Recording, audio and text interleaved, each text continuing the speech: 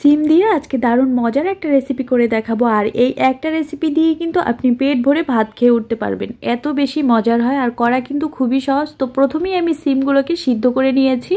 আর এটাকে কিন্তু একেবারে বেশি সিদ্ধ করার দরকার নেই, নর্মালি সিদ্ধ করে নিলেই হবে। তারপর আমি পানিগুলোকে ছেঁকে এটাকে একটা বাটনার মধ্যে নিয়ে তারপরে এটাকে একটু বেটে নিচ্ছি। এটা চাইলে আপনারা পাটায়ও করতে পারেন অথবা ব্লেন্ডারে করতে পারেন। ব্লেন্ডার করলে দেখা যায় কি বেশি ব্লেন্ড হয়ে যায়। আর এই রেসিপিটাই কিন্তু বেশি ব্লেন্ড করলে ভালো লাগে না, এরকম একটু সাবা সাবা মানে আস্তে আস্তে থাকলেই ভালো লাগে। আমি হাত দিয়ে দেখিয়ে দিলাম কীরকম থাকলে ভালো লাগে। তো সিমটাকে ভালোভাবে একটু বেটে নেওয়ার পরে এরপরে আমি একটা প্যানের মধ্যে দিয়ে দিলাম সরিষার তেল।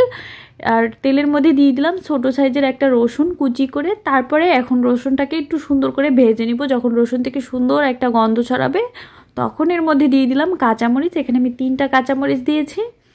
ঝালের পরিমাণটা যে যেরকম খেতে পছন্দ করেন ওই রকম দিলেই হবে। তো মরিচটা দেওয়ার পর মরিচটাকেও হালকা একটু ভেজে নিব কিছুক্ষণ, বেশি একটা ভাজার দরকার নেই, বাকিগুলো ভাজার সাথে সাথে মরিচটা ভাজা হয়ে যাবে। এরপরে দিয়ে দিলাম পেঁয়াজ। এখানে আমি বড় সাইজের 2টা পেঁয়াজ দিয়েছি।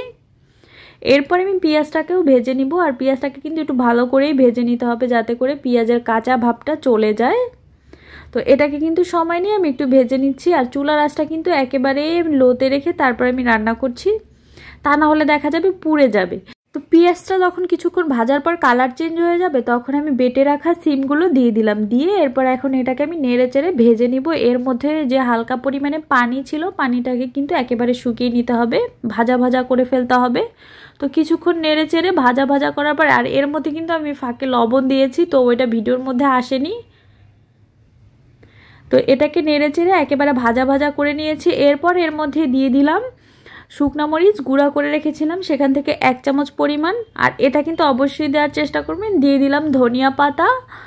তো সব কিছুকে এখন ভালোভাবে আরও একটু নেড়ে চেড়ে ভাজা ভাজা করে নিব। আর ধনিয়া পাতার যে ফ্লেভারটা আছে ওইটা যাতে সিমের মধ্যে ভালোভাবে ঢুকে।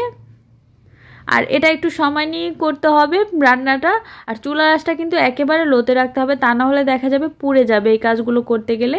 তো একেবারে যখন ভাজা ভাজা হয়ে যাবে তখন আমি শেষের দিকে একটু সরিষার তেল দিব। আর এই শেষের দিকে সরিষার তেলটা দেওয়ার কারণে কিন্তু সুন্দর একটা ঘ্রাণ আসবে।